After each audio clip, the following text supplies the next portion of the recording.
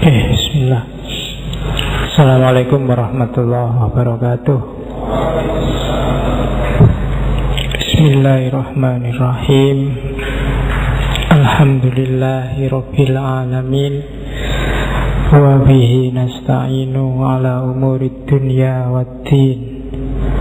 Allahumma salli wa sallim wa barik ala habibina wa syafi'ina Sayyidina wa maulana Muhammadin wa ala alihi wa ashabihi wa man tabi'ahum bi ihsanin ila yaumiddin.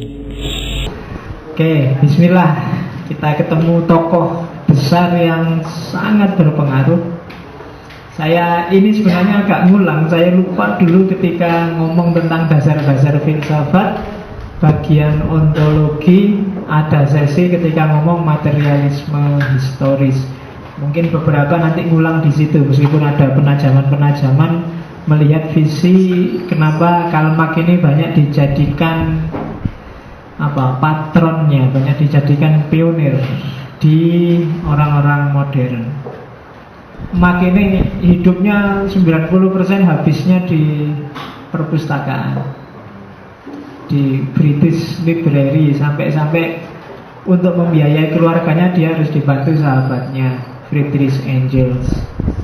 Dan oleh Engels dia setiap bulan dijatah 5 pounds.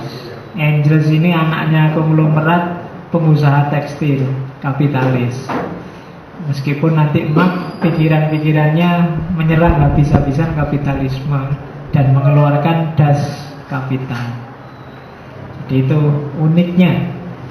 Marx sendiri dalam banyak kesempatan tidak suka dia disebut Marxis. Dia pernah satu ketika ikut semacam seminar internasional, para ilmuwan, para filsuf bahas pikiran-pikirannya. Terus dia keluar dari ruangan. Ditanya, "Lu kok sampean keluar? Ini kan bahas pikiran-pikiran sampean." Lu kalau yang kayak gitu disebut Marxis, saya berarti bukan Marxis. Jadi itu Marx. Dia sendiri nggak ngakui kalau dirinya Marxis. Sakit-sakitan. Saya tidak tahu ya, baca sejarah filsafat itu kebanyakan para filsuf itu punya penyakit macam-macam. Sakit-sakitan, mungkin karena saking asiknya mikir. Saking cintanya sama pengetahuan, jadi tubuhnya sendiri dicuekin, sehingga punya banyak penyakit. Terus apa lagi ya? Yang secara pribadi ya dia jenggotnya panjang, tebal, khas orang Eropa. Oke, bismillah ya. Apa sih yang dilihat oleh Karl Marx? Eropa pertengahan abad 19. Oke ya. Isinya chaos, kacau, mengiringi runtuhnya feudalisme. Feudalisme itu pemerintahan oleh kelompok elit yang disebut bangsawan. Biasanya sistem politiknya monarki.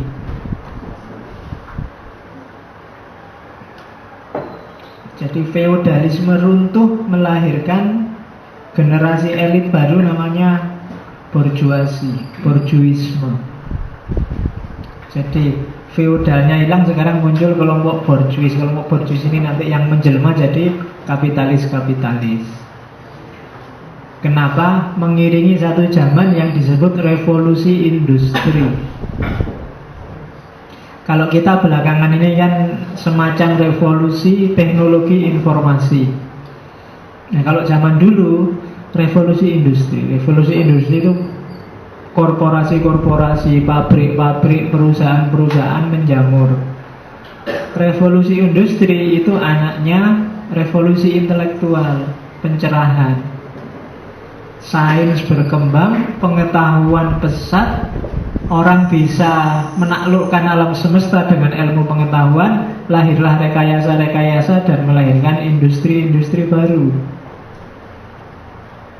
Lahirlah generasi besar namanya revolusi industri, pabrik-pabrik, perusahaan-perusahaan menjamur. Muncullah elit baru namanya pemilik modal.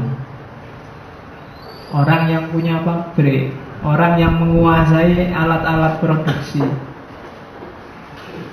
Dan era ini terus disebut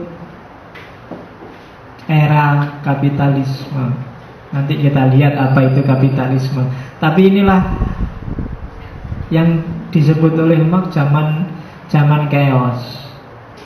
Dan dari situ Marx mengeluarkan statement yang terkenal hingga hari ini bahwa ada hantu yang membayangi Eropa. Maksudnya hantu itu ya nanti komunisme itu. Jadi Eropa yang maju luar biasa secara intelektual, secara ekonomi juga luar biasa. Cuma secara sosial ada ketimpangan. Secara sosial ada ketidakrataan. Secara sosial ada hegemoni, ada penindasan. Itu yang dilihat oleh Karl Marx. Dan itu yang menggelisahkannya. Jadi Eropa pertengahan abad ke-19, selalu belajar filosofi itu harus dilihat konteksnya ya. Dia apa yang dilihat, biar nggak gampang marah, biar kamu ngerti, oh salahnya itu ya pantas pikirannya kayak gitu. Ketika kita ngerti konteksnya, biasanya terus jadi lebih mudah. Biasanya kita bilang rasional itu karena ngerti konteksnya. Oh ya pantas dia ngomong itu, yang dilihat itu sih. Kalau aku melihat yang sama, mungkin pikiranku juga sama dengan dia. Jadi orang sering debat itu sering-sering karena kehilangan konteks. Oke. Basis filosofinya Marx itu sebenarnya kalau dicermati ada 3. Yang pertama kebebasan dan kreativitas, yang kedua kesetaraan, dan yang ketiga kritiknya terhadap kapitalisme. Kalau ini titik pijak pemikirannya. Kebebasan itu dasar hampir semua pemikir filosof modern. Semuanya menyarankan bebas. Hidup kita ini bebas, baik bebas dari maupun bebas untuk. Bebas dari itu berarti dari yang mengikat kita. Kalau bebas untuk, bebas mau ngapain. Indonesia ini orang-orangnya mungkin sangat pinter kalau disuruh bebas dari, tapi kalau sudah bebas untuk, kamu bingung biasanya. Bebas dari bayar SPP, bebas dari, bebas itu gampang berontaknya. Begitu terus kalau sudah bebas mau ngapain, itu bingung. Untuk biar kalau sudah bebas ngerti mau ngapain, harus ada kreativitas. Bebas tapi tidak kenal kreativitas, biasanya kita tidak bisa bebas yang freedom for. Bebas untuk apa terusan? Kalau tiba-tiba kalian tak bilang, udah ya, ayo saya manut, minggu depan temanya apa? Kamu mesti paten gerunung apa ya? Nggak jelas, kenapa? Kalian nggak punya wawasan sehingga nggak bisa. Aku mau ngapain itu nggak ngerti juga. Bebas untuknya kalian nggak ngerti. Us manut lah pokoknya, suka-suka lagi keahlian kita itu masuk manut. Tapi begitu nggak enak, terus pingin bebas, freedom from, pingin berontak. Lo kemarin disuruh usul nggak mau, begitu diatur terus sekarang berontak. Nah itu berarti bebas tapi tidak kreatif. Jadi setiap individu itu hakikat dirinya itu bebas. Nggak ada orang yang tidak bebas, apalagi pemikiran. Nggak ada pemikiran yang tidak bebas. Setiap orang bebas mikir, bebas kreatif. Itu basis yang pertama. Maka semua sistem yang mengekang kebebasan itu sistem yang harus dihancurkan, karena pasti nggak manusiawi. Kenapa nggak manusiawi? Karena ternyata hakikatnya manusia itu bebas. Orang boleh ikut orang lain, orang boleh tunduk, tapi harus pilihannya sendiri, bukan karena paksaan. Itu ada bedanya.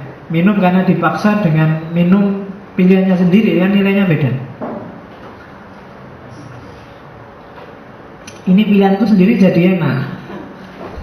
Tapi kalau dipaksa, aku sudah minum, ayo Pak minum, awas kalau nggak minum, itu nggak enak. Sama-sama enak, rasanya nggak berubah. Tapi ketika dasarnya kebebasan dengan dasarnya keterpaksaan, itu beda. Oke, Nggak usah, contohnya banyak, nggak usah ditambahin lagi. Yang kedua, kesetaraan, equality. Hampir semua filosof barat juga pro dengan kesetaraan, egalitarianisme. Kita semua itu sama kok dalam posisi, cuma seandainya ada beda, itu bukan posisinya tapi fungsinya. Malam ini di sini aku yang ngomong, mungkin next time tiba-tiba saya dipindah ke Amerika maupun Inggris, nggak bisa ngaji filsafat tuh. Nah, mungkin salah satu di antara kalian nanti yang melanjutkan. Itu namanya berarti apa? Aku di sini nih tidak ada hubungan sama posisi, cuma fungsinya aja.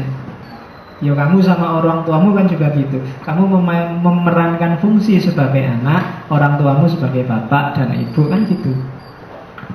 Apakah ada yang lebih tinggi, ada yang lebih rendah? Tidak ada. Kalau saling menghormati, ya kamu harus menghormati yang tua, tapi posisinya sama. Karena begitu ada hierarki atas bawah, hierarki atas bawah ini nanti yang akan jadi cikal bakal, namanya hegemoni dan penindasan. Kalau dosen kamu letakkan di atasmu, itu alamat ada potensi untuk terjadi hegemoni dan penindasan. Relasi yang tidak manusiawi. Dan asumsi yang ketiga itu kritik kapitalisme. Nanti kita lihat, karena di kapitalisme ada eksploitasi, manipulasi, hegemoni, dan seterusnya. Jadi basis filosofinya tiga: bebas dan kreatif, setiap orang itu setara, dan kapitalisme harus dibasmi. Dari sini nanti melahirkan filsafat yang sangat terkenal, yaitu Marxisme. Kita pahami dulu apa Marx dan pikiran-pikirannya. Oke, ini biasanya yang dijelaskan di mana-mana. Teori paling dasar dari Marx bahwa struktur sosial, pranata sosial dalam kehidupan kita itu sebenarnya ada dua variabel. Ada dasarnya, ada fondasinya, yang itu ekonomi, yang itu disebut base structure atau economic base, dan ada implementasi, aplikasi, kemudian apa nih? Kalau itu dasar, kalau rumah itu ada tiang dan dindingnya, itu namanya superstructure. Base structure itu ekonomi, alat-alat produksi, hubungan produksi. Kalau superstructure itu hukum, politik, budaya, agama, itu superstructure. Penting sih semuanya, cuma dalam hal pengaruh mempengaruhi, economic base structure itu berpengaruh terhadap superstructure. Jadi kehidupan kita secara sosial itu dasarnya sebenarnya relasi ekonomi. Jadi hubungan yang bersifat ekonomi. Kamu bisa di sini, saya bisa di sini. Itu dasarnya sebenarnya ekonomi kalau menurut Marx. Ya kan? Kamu bisa di sini karena mungkin punya motor. Saya juga punya motor. Kemudian kamu punya kenalan-kenalan karena kamu bisa kuliah. Yang nggak bisa kuliah nggak bisa nyampe sini dia. Itu kan tiap hari kita bilang UUD itu kan. Ternyata ya ujung-ujungnya ya duit. Kalau nggak ada duitnya, kamu anggap teh ini apa kalau bukan? Bu anggap teh itu gratis gitu. Kamu berdoa turun dari langit, enggak, itu ada ekonomi juga. Faktor ekonomi terlibat. Ya kan? Ruangan ini, AC ini, LCD, laptop, PowerPoint, itu semua relasi-relasi ekonomi. Jadi enggak, ekonomi dasarnya kalau katanya Marx. Ada chaos, ada kacau tadi, ada revolusi menurunkan kalangan feodal, ada, sebenarnya dasarnya sama, ekonomi. Bahkan yang namanya negara kalau dimenati kekuasaan itu sebenarnya dilahirkan oleh orang yang menguasai modal, orang yang menguasai ekonomi untuk melindungi hak-hak mereka. Adanya negara kan melindungi biar orang kaya haknya nggak diambil orang-orang yang miskin. Kemudian diatur gimana caranya kan gitu. Relasi sosial kita ditentukan juga oleh tingkat ekonomi kita kan. Coba dilihat siapa temanmu itu biasanya level ekonominya nggak jauh-jauh. Nah, ini asumsi selanjutnya. Jadi yang tadi bahwa base structure itu menentukan superstructure. Yang base structure tadi itu menentukan kesadaran. Relasi ekonomi yang jadi dasarnya itu kan membentuk kesadaranmu, siapa aku ini.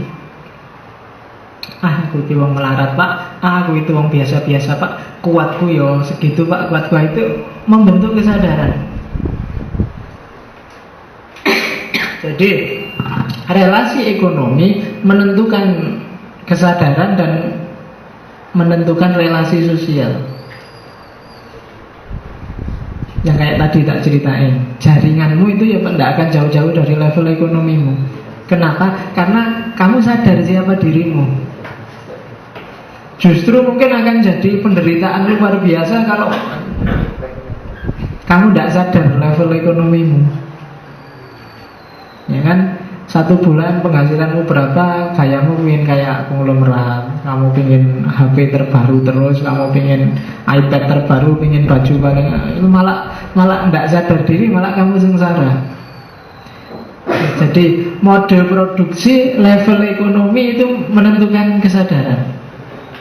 Dan kesadaran dari level ekonomi itu menentukan relasi sosial. Dari situ nanti lahir kelas sosial. Oh iyalah, filsafat masjid ya level kita lah. Nanti ada mungkin filsafat level hotel, ada filsafat level. Nah kalau kita level baru, level itu dari kelas. Kita merasa senasib satu level. Ini kan kesadaran bersama. Iya pak, saya aslinya nggak filsafat sih pak. Ngerti filsafat sidik-sidik, teman-teman coba gitu lah. Melahirkan kesadaran, melahirkan kelas baru. Dan dari relasi antar kelas itu nanti lahir negara, lahir politik. Jadi arahnya begitu. Diawali dari base structure yang ekonomi, yang berpengaruh ke bidang yang lain. Dari situ terus muncul kesadaran kelas. Dari situ lahir dunia sosial. Yang dunia ini harus ditata, terus orang butuh negara. Jadi jeluntrungannya di situ. Setiap orang, kamu sadari apa enggak, sebenarnya kamu sudah punya identifikasi kelas. Misalnya kamu lihat konglomerat kayak apa, artis kemarin siapa, Raffi Ahmad kawin gitu kan. Begitu lihat Raffi Ahmad, kawin kayak gitulah, otomatis kamu sadar, tidak mungkin aku iso yang mana. Kenapa? Tidak kelasnya. Kamu sudah ngerti. Jadi kesadaran kelas. Ya macam-macam sih, nggak cuma itu kesadaran kelas itu ya termasuk aku tahlilan, dia nggak tahlilan, itu kesadaran kelas. Aku KIH, dia KMP, itu kesadaran kelas. Aku itu sebenarnya kelas-kelas terbentuk variatif sekali, tapi dasarnya pasti ekonomi. Awalnya itu pasti ekonomi. Jadi kesimpulannya apa? Struktur ekonomi itu menentukan tindakan, menentukan perilaku. Dan secara tidak sadar ada namanya determinisme. Determinisme itu Jabarian itu ya, kayak Jabariyah itu loh. Jadi kamu dipaksa fatalisme secara fatal oleh kelasmu. Kamu nggak bisa mengelak. Kamu gaya kayak gimana pun orang tetap ala, kamu kelasmu kan gitu. Susah kamu nutupi kelasmu, kenapa? Karena kamu dibentuk oleh masyarakatmu sesuai dengan klastermu. Yang kamu pikirkan, yang kamu lakukan, yang kamu omongkan, gayamu tiap hari itu sebenarnya determinasi dari kondisi sosial. Yang kondisi sosial itu didasari oleh kondisi ekonomi. Nggak bisa dibohongi. Itu sudah levelnya, itu makanya disebut determinisme. Jadi yang menentukan, kalau di Islam kan ada Jabariyah. Jabariyah itu deterministik, tapi yang menentukan Allah. Nah, ini determinisme ekonomi. Jadi kondisi ekonomi menentukan perilaku sosial, dan perilaku sosial akan mencetak jadi orang seperti apa kita. Nah, itu Marx. Jadi namanya determinisme sosial. Ada ekonomisme yang jadi dasar, dari ekonomi lahir perilaku sosial, dan perilaku sosial itu nanti yang mendeterminasi perilaku kita sehari-hari. Itu teorinya Karl Marx. Oke, kita lihat. Berarti kesimpulannya, ini agak ke belakang, kalau ekonomi jadi dasarnya, yang namanya ekonomi itu kan materi.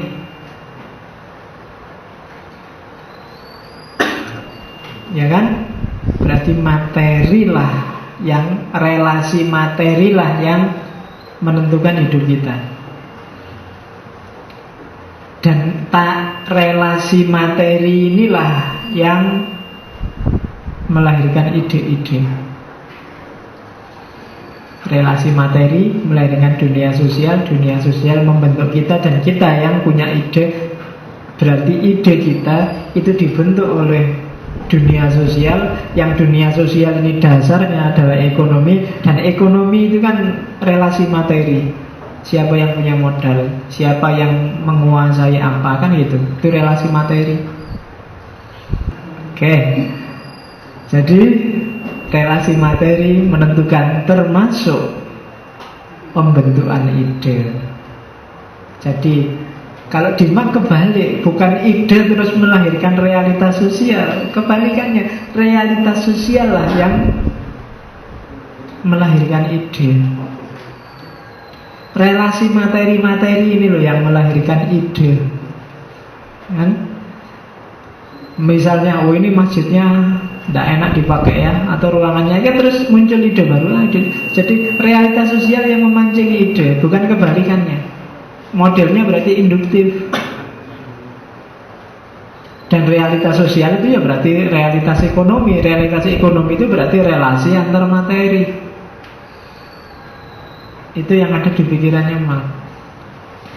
Makanya terus disebut materialisme historis. Karena sejarah itu sebenarnya relasi antar materi dalam hidupnya manusia. Siapa punya apa, terus punya apa itu dipakai untuk apa, itu aja isinya sejarah. Menguasai apa, kan gitu. Islam menguasai sepertiga dunia, Romawi menguasai, dia menguasainya dengan otoriter, dia menguasai. Sejarah itu selalu tarian-tarian materi. Siapa punya apa, memiliki apa, untuk apa. Sehingga disebut materialisme historis, materialisme dialektis. Jadi sampai di sini mulai ngerti kan, dasarnya Marx berarti ada materi, ada ekonomi. Yang ekonomi ini jadi dasar bagi semua perilaku sosialnya manusia. Satu lagi yang jadi dasarnya Marxisme, dialektika. Jadi dialektika ya kita semua ngerti lah, tesis, antitesis, sintesis. Ya contohnya itu kapitalisme, kemudian muncul antitesisnya, krisis kapitalisme melahirkan sosialisme. Kayak ngaji filsafat ini bagi saya sintesis. Jadi ada ngaji kitab kuning kayak di pondok-pondok itu ngaji yang asli, tapi terus muncul antitesisnya. Ngaji kayak gitu kok membosankan ya Pak. Ngaji kayak gitu lah, itu kan antitesisnya. Dari situ saya pingin banget Pak tetap ngaji, tapi yang tidak bosen nih Pak. Tetap ngaji tapi ya terus muncullah sintesis. Ya wes, formatnya ngaji tapi sini filsafat ya kan itu. Itu namanya sintesis. Formatnya ngaji tapi isinya Jawa ya. Formatnya ngaji tapi isinya kan itu. Itu sintesis. Dan sintesis itu akan lahir kalau ada antitesis. Dalam dunia sosial, antitesis itu berarti apa? Ada konflik. Makanya Marx dikenal sebagai orang yang mengedepankan teori konflik sosial. Marx pakai dialektikanya Hegel, tapi diambil, jangan cuma melangit sintesis, tesis, antitesis itu nggak cuma dalam pikiran, dipraktekkan dong secara nyata. Dan itu nanti di antara hasilnya adalah teori konflik sosial itu tadi. Kenapa? Karena kalau nggak ada konflik ya status quo. Status quo itu alternatifnya cuma dua, bertahan atau hancur. Syukur-syukur bisa bertahan, tapi kemungkinan besar hancur. Kenapa? Zaman dinamis. Jangan takut dengan konflik, karena konflik akan melahirkan sintesis, melahirkan dirimu yang baru yang tidak kayak kemarin. Itu ada tesis, ada antitesis, ada sintesis. Oke. Sekarang kita mulai masuk ke sosialismenya Marx. Kayak dasarnya tadi berarti ada dialektika, ada materialisme, ada base structure dan superstructure. Tiga teori ini kita mulai masuk ke masyarakat. Katanya Marx ini mengembangkan dialektika tadi dalam kehidupan masyarakat. Kenapa bisa berkembang seperti ini? Karena ada tesis, sintesis melahirkan antitesis, melahirkan sintesis pola bermasyarakat yang baru. Masyarakat paling kuno itu masyarakat primitif. Masyarakat primitif itu justru masyarakat yang sangat komunis. Semua barang, semua kekayaan sosial dimiliki bersama, dipakai bareng-bareng. Masyarakat suku, masyarakat primitif. Tidak ada hak milik, kabeh nggone bersama-sama. Komunisme kuno dalam bahasanya Marx. Tapi terus, ini biasanya orangnya masih nomaden. Tapi terus orang mulai ngerti bercocok tanam, mulai ngerti menyimpan bahan makanan, mulai ngerti mana milikku, mana milikmu. Relasi mulai lahirnya kepemilikan itu melahirkan era baru, era perbudakan. Yang menguasai, yang punya banyak barang disebut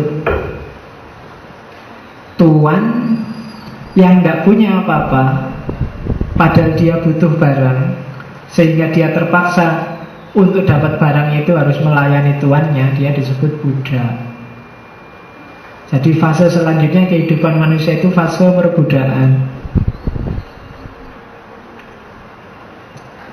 Relasi tuan dan budak ini lama-lama akan berkembang, dan tuan-tuan ini akan melahirkan relasi, ada generasi baru, generasi elit, generasi kalau di Jawa terus disebut priayi, generasi bangsawan, dan lahirlah feudalisme. Feudalisme itu ya nanti jadi kerajaan-kerajaan. Feudalisme itu nanti jadi dinasti-dinasti. Siapa yang menguasai dinasti, yang punya dinasti ya yang semula tuannya para budak itu,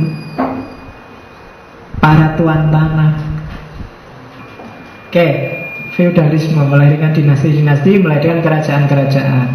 Nanti pada gilirannya orang muak dengan feudalisme, muak dengan darah biru, dengan bangsawan, dengan elit-elit. Maka lahir revolusi, semacam revolusi Perancis. Kerajaan-kerajaan kehilangan nilainya, orang tidak respect lagi dengan model kerajaan, model feudalisme yang melanjutkan perbudakan.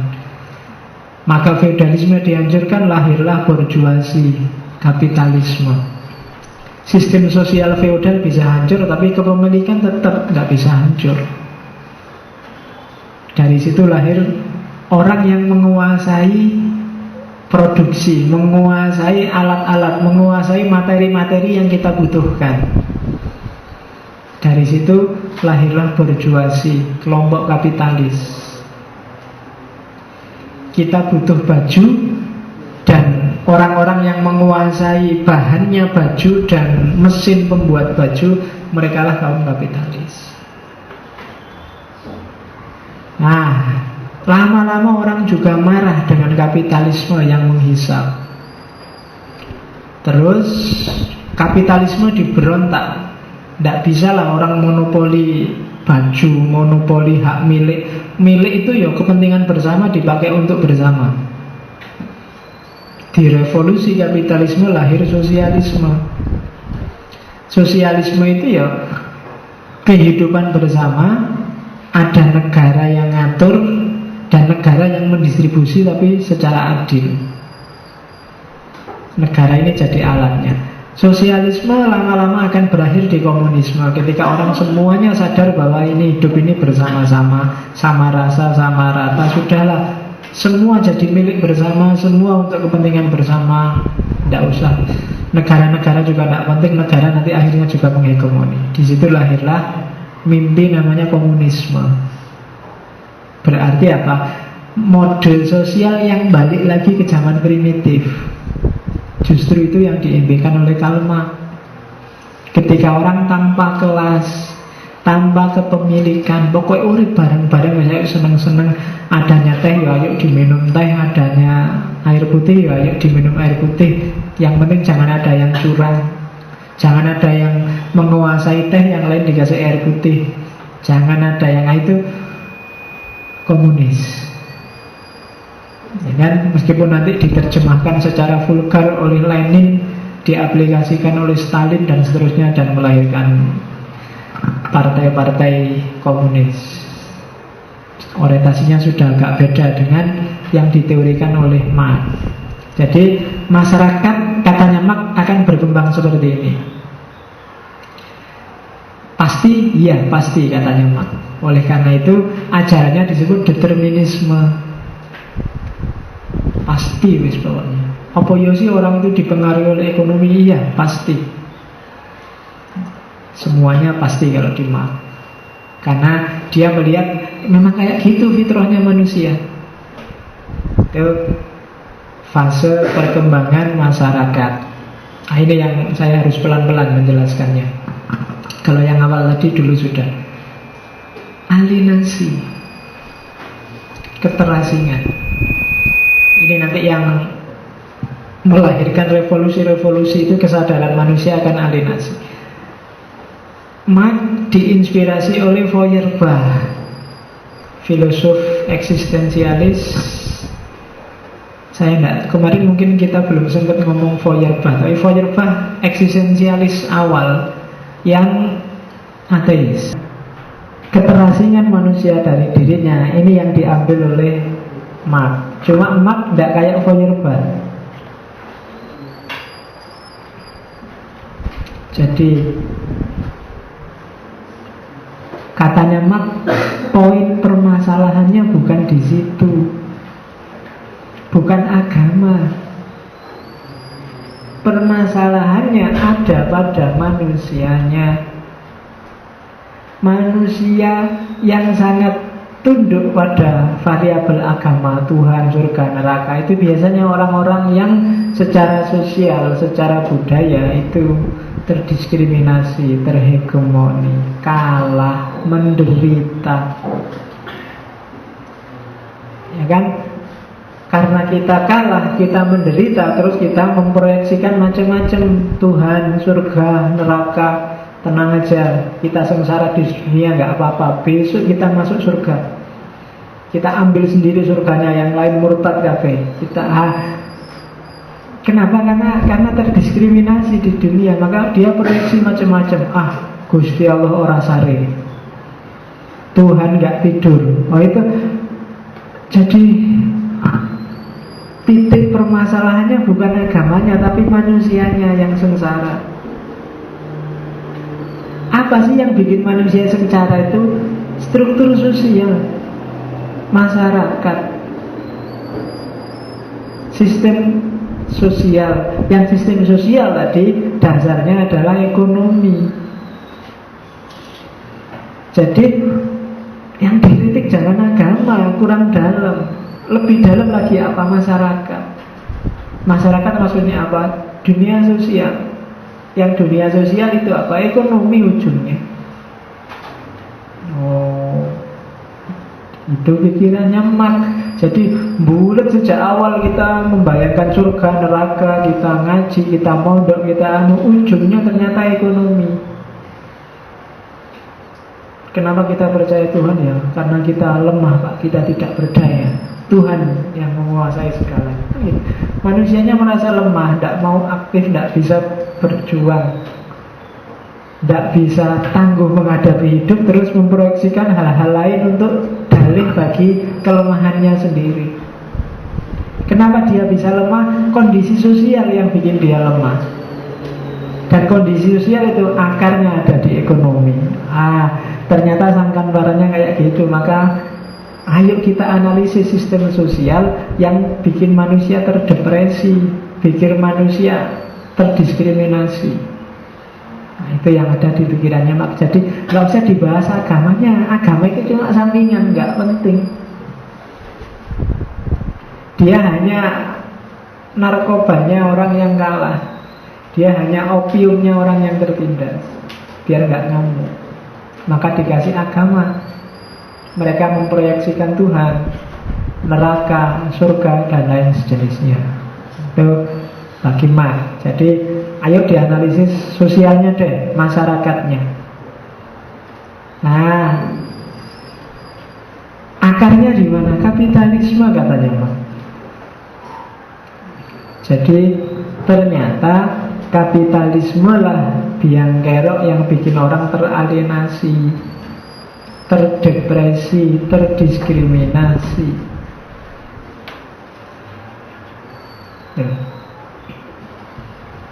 Agama ternyata dipakai oleh orang-orang yang teralienasi dari dirinya ini, yang secara sosial kalah.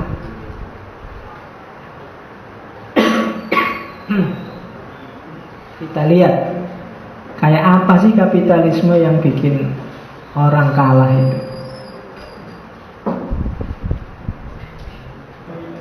Oke ya, kita lihat Das Kapital, tentang kapitalisme.